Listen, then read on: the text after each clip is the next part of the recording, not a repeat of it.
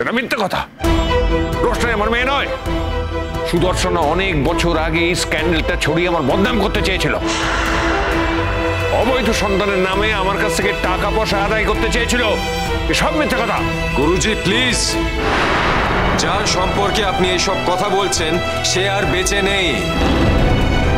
আর আপনি খুব ভালো করে জানেন আপনার আর সুদর্শনা মাসির সম্পর্কটা ঠিক কেমন ছিল।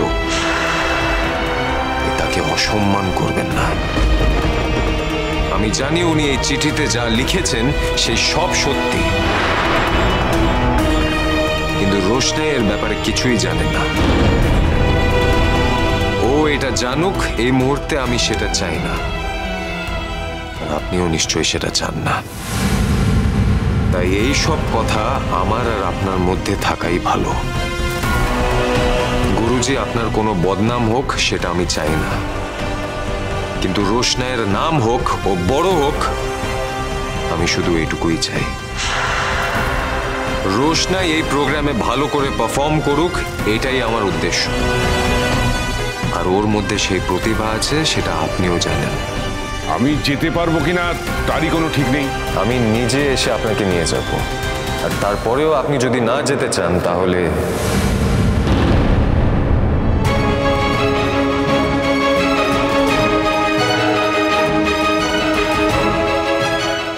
ঠিক আছে, আমি যাব। আর ওই মেয়েটার নাচ দেখে যতটুকু সাহায্য করার আমি করে দিচ্ছি।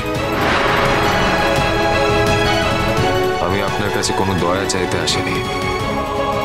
আপনি আপনার কর্তব্য করবেন, যেটা এত বছর ধরে আপনি করেননি। একজন ছাত্রী আর একজন শিক্ষকের এই সম্পর্কের দাম তো আপনি দেবেন। এটা মনে রাখবেন। আপনার নৃত্যধারা যদি কেউ বজায় রাখতে পারে তাহলে সেটা একমাত্র রোশনাই। অবশ্যই আপনি আসবেন, আমি অপেক্ষায় থাকবো।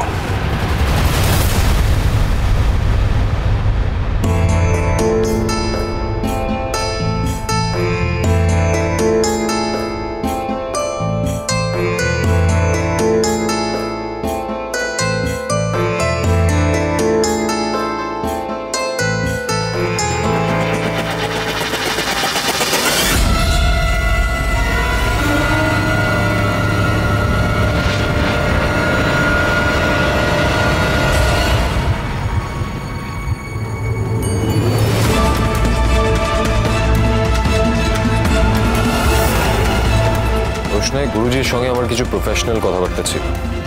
It's all sorted.